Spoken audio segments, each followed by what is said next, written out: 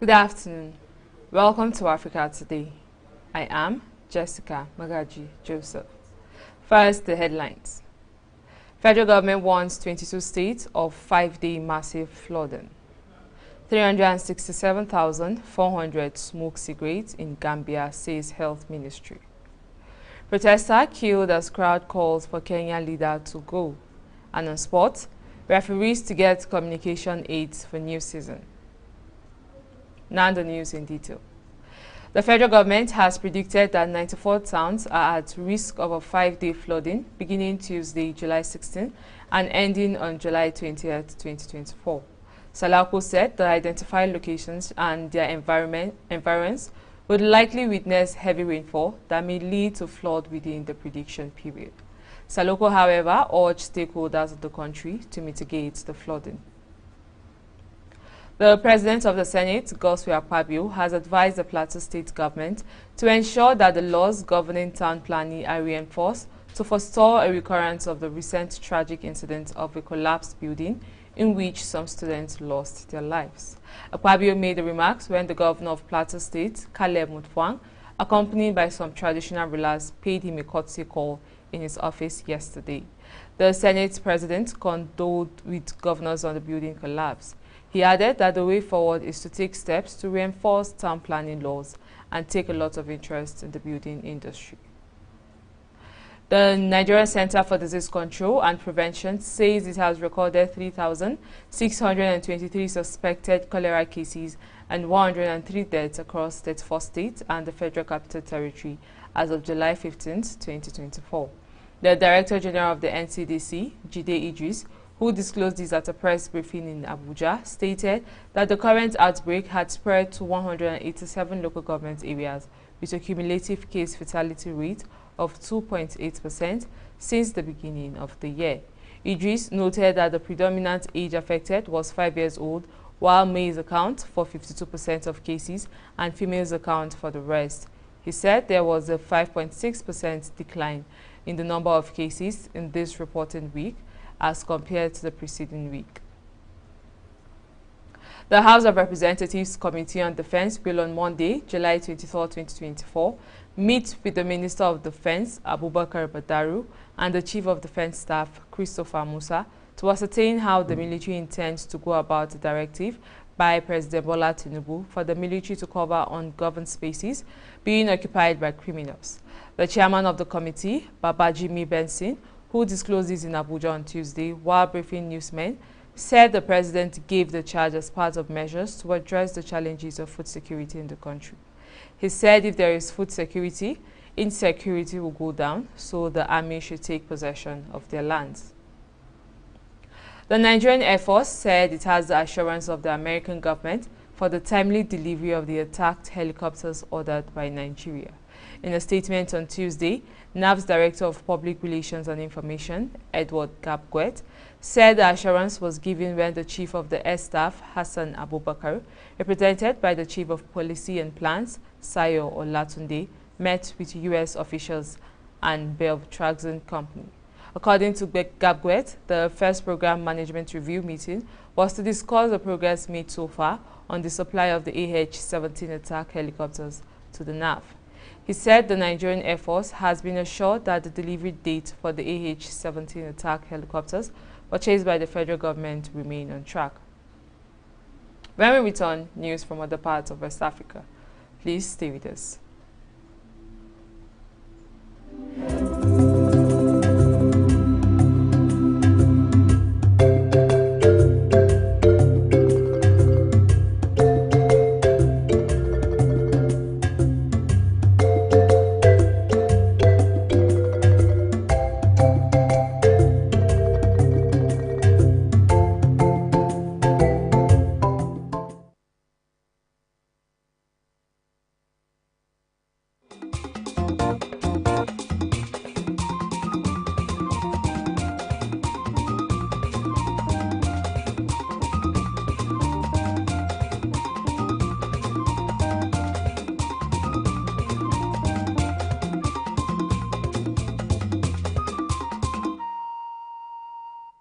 Welcome back. The Ministry of Lands and Natural Resources in Ghana has refuted allegations by North Tangu Member of Parliament Samuel Okezetu Ablakwa that the current government is selling state lands to its cronies.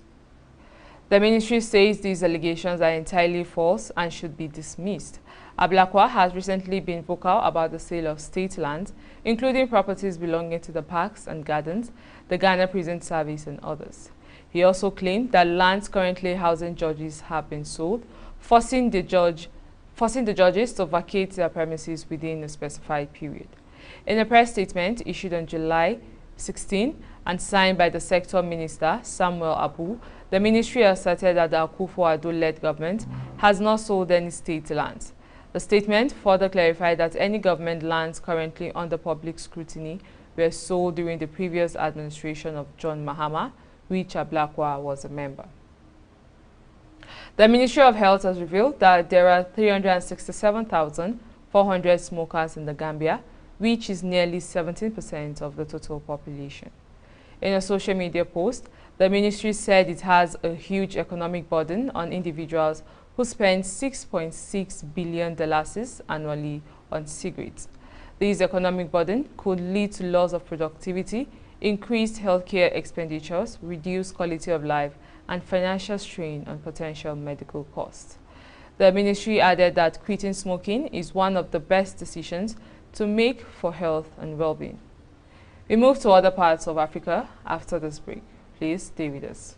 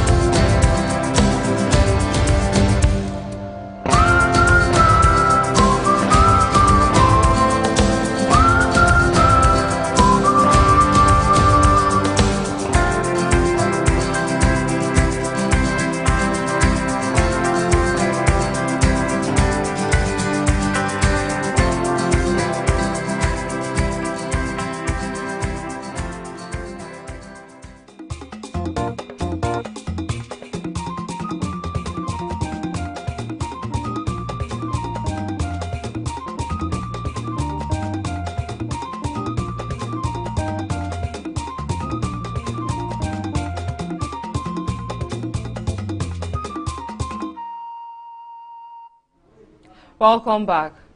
The local government and residents in Somalia disclosed that 5 people were killed when militiamen ambushed the convoy in central Somalia and seized weapons. 7 months after a decades-long armed embargo was lifted. The convoy was traveling with a security escort near the town of Abuja, where militiamen from a local clan attacked and overpowered security forces. They said the arms, which included machine guns, anti-aircraft weapons and rocket-propelled grenades, originated in neighboring Ethiopia. Ahmed, a security advisor to the president of Galmudug state, where Abdulwak is located, said it is unfortunate that 5 people died over weapons, noting that the weapons fell into the hands of civilians. Rashid, an analyst with the Sahan Research think tank, called the incident of the single most serious incident of arms proliferation in central Somalia and said some of the weapons would likely be bought by Al-Shabaab and Al-Qaeda affiliates. Writing on X, Abdi said it was a clear case of why lifting of arms embargo on Somalia was big strategic mistake. Anti-government protesters in Kenya have returned to the streets, stepping up demands for President William Ruto to resign despite his recent concessions.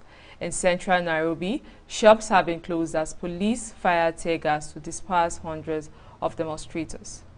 The protest began last month against an unpopular tax bill, which has since been withdrawn by the president.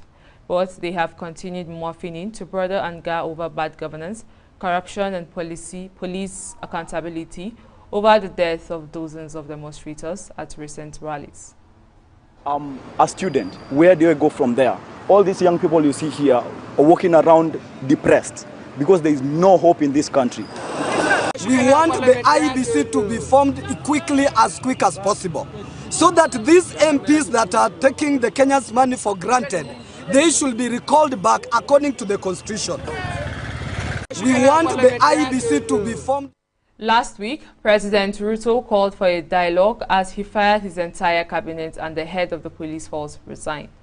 The protest movement is largely coordinated online by young Kenyans, many of whom have rejected talks and are calling for Ruto to go. Sudanese Army Assistant Commander-in-Chief Yasir Al-Attah declared on Tuesday that the armed forces will not negotiate with the Rapid Support Forces, even if the conflict continues for a century. This declaration comes amid UN-sponsored indirect talks in Geneva between the Sudanese government and the RSF, focusing on the deterioration humanitarian situation. Speaking at a promotion ceremony for officers and soldiers of the Engineering Corps in Omdurman, Al-Attah stated that there will be no negotiation, no truce, even if the war lasts 100 years. He argued that negotiating with the RSF would merely postpone the conflict and exacerbate political, military and security issues hindering Sudan's progress. Up next is business.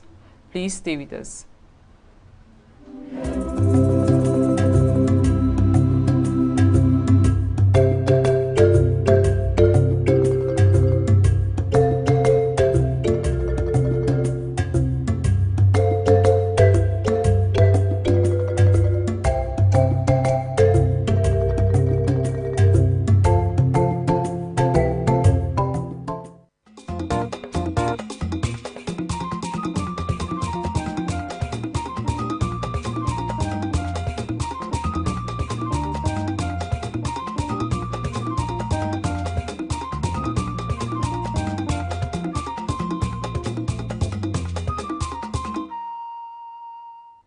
Welcome back. Still on business, the federal government has unveiled new guidelines for corporate governance in the public sector, aimed at driving the country towards a $1 trillion economy by 2026. The guidelines were announced by Financial Reporting Council Executive Secretary Rabiu Olowo and Chief Executive of the Ministry of Finance Incorporated, Armstrong Takang, at a press briefing in Lagos ahead of the National Corporate Governance Summit. According to the organizers in a statement, the summit schedule for later this month is themed Institutionalizing Corporate Governance for National Transformation.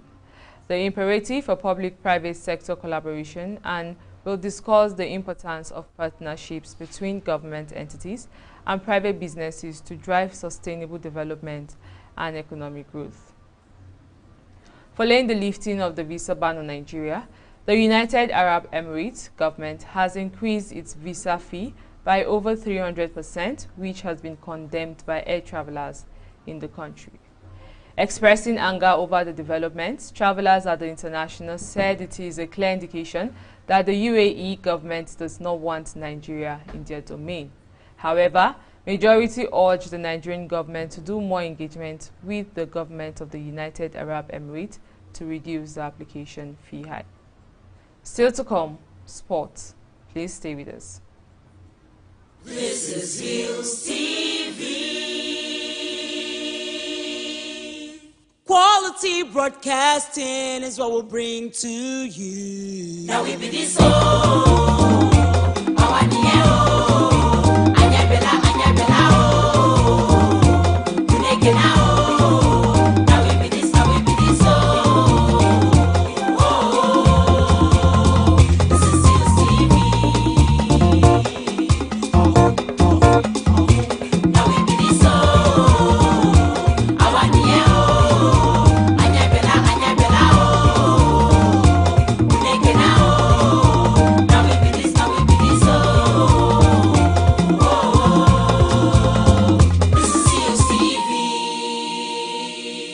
Hillstv, Polka.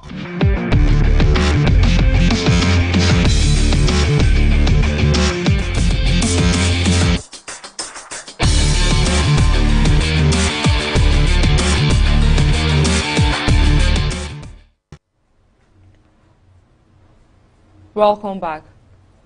On sport, the Nigerian Football Federation has assured that it will provide communication aids for referees ahead of the 2024-2025 Nigerian Premier Football League season. NFF Chairman Ibrahim Gusau disclosed this at the NPFL Annual General Meeting in Abuja. Gusau said the gesture will improve officiating in the new season. He also added that they will work with international partners to train referees on the operations of the video assistant referee. The new season will kick off on Saturday, August 31st, with Rangers taking on El Kanemi Warriors in Enugu. Real Madrid are in contact with Liverpool defender Trent Alexander over a potential transfer this summer. Alexander has a contract with Liverpool until 2025, which means the England international could leave for free next year. The 25-year-old is yet to agree on an extension with the Reds. However, Christian Falk, Real Madrid are monitoring Alexander Arnold's situation and have developed a concrete interest for the player. Inter Miami superstar Lionel Messi is set to miss the next 2 matches for the club after injuring his right ankle during the 2024 Copa America final. This was revealed by Miami coach Gerardo Martino on Tuesday. After further testing, the club announced that Messi has suffered a ligament injury in his right ankle. The statement added that Messi's availability will be determined by periodic assessment and the progress of his recovery. Inter Miami will take on Toronto FC on Wednesday night and Chicago Fire on Saturday night. And that's Sport News on Africa Today. We move to the rest of the news after this break. Please stay with us.